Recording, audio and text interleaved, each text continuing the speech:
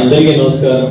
వేదికను అలంకరించిన ముస్లిం పెద్దలందరికీ, అలాగే ఈ రోజు ముఖ్య అతిథిగా వచ్చిన ఖాదర్ బాషా గారికి అందరికీ నమస్కరిస్తూ, ఈ రోజున రాజకీయ పరిస్థితి చూస్తే ఒక విచిత్రమైన పరిస్థితి ఉంది. ఒకవైపున మంచి ఆశయమైన ముఖ్యమంత్రి ఉన్నారు, రెండో వైపున దురాశాపరులు ఉన్నారు.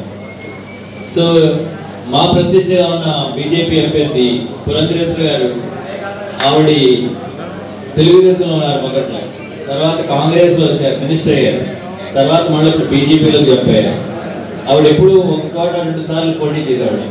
ఒకసారి వైజాగ్, ఒకసారి బాపట్ల, ఒకసారి రాజంపేట, ప్రస్తుతం రాజమండ్రిలో దిగారు.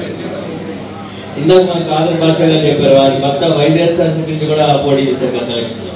అంటే పదవి కోసం ఏదైనా చేస్తారు, వారికి అలాంటి భావం, భేదం అది అలాంటివి ఏమి లేవు, వారికి మోరల్స్గా ఏమి లేవు. సో నేను లోకల్గా ఉంటాను, మీ అందరికి అందుబాటులో ఉంటాను, మీకు ఎప్పుడు ఏం కావాల్సి వచ్చినా కూడా మీకు అందుబాటులో ఉంటాను. అదేవిధంగా మీరు ఈరోజు దేశంలో చూస్తే ప్రతిరోజు కూడా బీజేపీ నాయకుడు ఏదో మూలన, ఏదో ఒక ప్రాంతంలో ముస్లింల మీద మాట్లాడుతూనే ఉంటాడు. వాళ్ళ జీవితం అంతా కూడా ముస్లింలని వ్యతిరేకంగా మాట్లాడి బతికేస్తారు.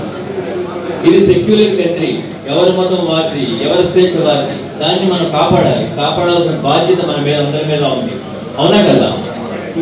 సో ప్రతిరోజు కూడా రిజర్వేషన్ కట్ చేసేస్తాం, లేకపోతే ఈ కాశ్మీర్లు ఇచ్చేసేస్తాం.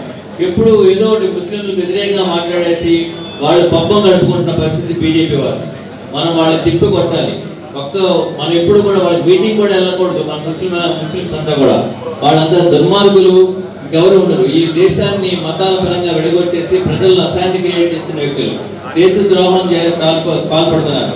ఇలాంటి వ్యక్తుల పట్ల మనం అప్రమత్తంగా ఉండాలి. మనం దేశాన్ని కాపాడుకోవాలి, మన సెక్యులరిజం కాపాడుకోవాల్సిన బాధ్యత మనందరి మీద ఉంది. మీరందరూ కూడా మీకున్న 2 ఓట్లు కూడా ఫ్యాన్ గుర్తు మీద వేసి నన్ను పరశురామ్ గారిని గెలిపిస్తారని చెప్పి, మీకు అండగా మేమిద్దరం కూడా ఉంటామని చెప్పి, ఎల్లవేళలా మీకు అందుబాటులో ఉంటామని చెప్పి సభాముఖంగా మాపిస్తూ అందరికీ నమస్కారం, ధన్యవాదాలు.